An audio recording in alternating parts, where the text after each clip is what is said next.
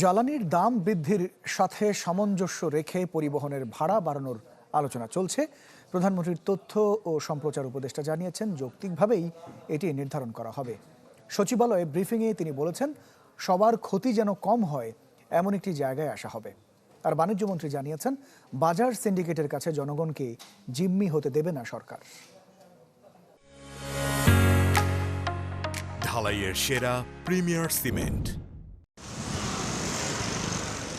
জ্বালানি তেলের দাম বৃদ্ধির প্রভাব কতটুকু পড়বে জনজীবনে, এমন আলোচনায় এখন সবখানে।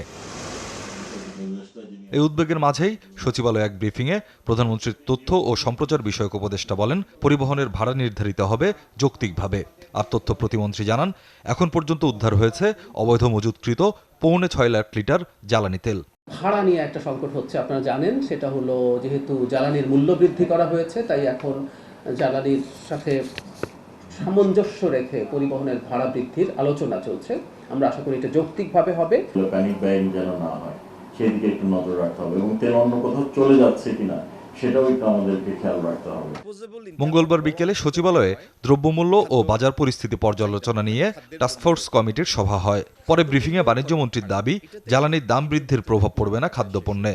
প্রান্তিক জনগোষ্ঠী যেন বিপাকে না পড়ে সেদিকেও সতর্ক সরকার। এই জ্বালানির মূল্যবৃদ্ধিজনিত যে ইম্প্যাক্ট সেটা এত ন্যূনতম, যেটা খাদ্য মূল্যের উপরে এটার কোনো বিরূপ প্রভাব পড়বে না, আমাদের হিসাবে পড়বে না। যদি মূল্যস্ফীতি ঘটেও এবং এটির অভিঘাত যাতে আমাদের প্রান্তিক জনগোষ্ঠী অনুভব না করেন, সেই জন্য সরকারের যে ইন্টারভেনশন সেটা যদি ডিমান্ড করে, ইফ সিচুয়েশন ওয়ারেন্টস, সেটা যথাযথ ইন্টারভেনশন করতে আমরা পিছপা হব না।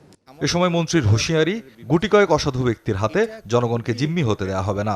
আমরা যেন স্পেকুলেশন দ্বারা মূল্যস্ফীতি না ঘটাই। আমরা আমাদের যে সমস্ত টুলস আছে সেগুলি প্রপারলি অ্যাপ্লাই করব এবং ইনশাল্লাহ বাজার স্থিতিশীল রাখার জন্য আমাদের দায়িত্ব আমরা পালন করব। এই সরকার কোনো ব্যক্তি বা কোনো গুটি কয়েক ব্যক্তির হাতে 18 কোটি মানুষকে জিম্মি হতে দিবে না। আমদানি পরিস্থিতি স্থিতিশীল জানিয়ে মন্ত্রী বলেন, বাজারে বোতলজাত সয়াবিন তেলের সরবরাহ কিছুটা কম থাকলেও খোলা সয়াবিন পর্যাপ্ত আছে, যেটি হয়তো নির্ধারিত মূল্য থেকে অল্প কিছু বেশি মূল্যে বিক্রয় হচ্ছে। তো এই ব্যাপারটি আমরা নজরে রেখেছি এবং এই বিষয়ে আমরা যথাযথ পদক্ষেপ নেব। স্বপ্নিল শাহরিয়ার শিশির, চ্যানেল 24, ঢাকা।